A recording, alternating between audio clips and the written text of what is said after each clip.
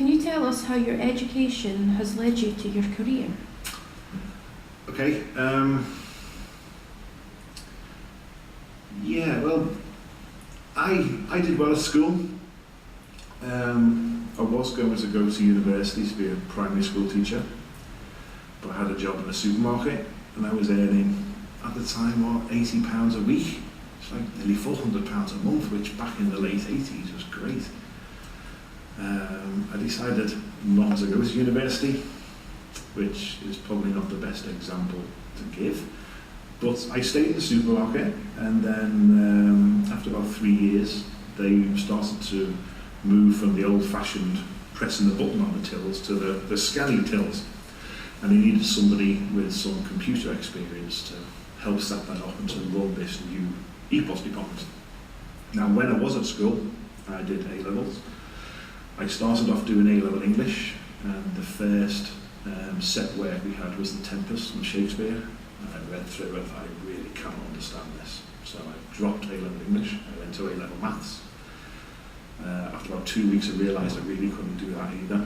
So the school gave me one final chance and put me on A-level Computer Science. Because I got my A-level Computer Science, that led me to taking the job in the EPOS department in the supermarket, which has led to some sort of management opportunities.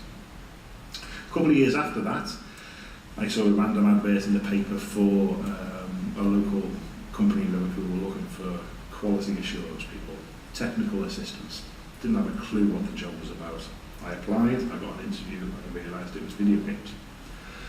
Fortunately, I got that job, and I got that job through my sort of experience in the supermarket of doing a bit of project management when they converted over to EPOS, my experience of working with computers, and again this was the early 90s, so computers weren't everywhere like they are now.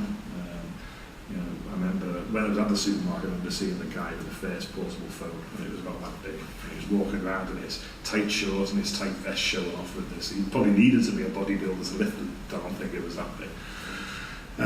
So that brought me into video games. I spent 20 years. I opened my own businesses there, and I've still got them now. So I'm guessing, whilst I actually never used to think my education led to my career, the decisions I took when I was at school to do computer science, if I hadn't have got that computer science qualification, that wouldn't have led to the job in the supermarket with the additional management responsibility, which then led onto my first job in the games industry.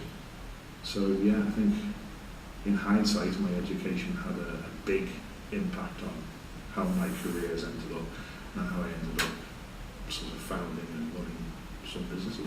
Fantastic. Thank you for your time, Rob. You're welcome. Thank you.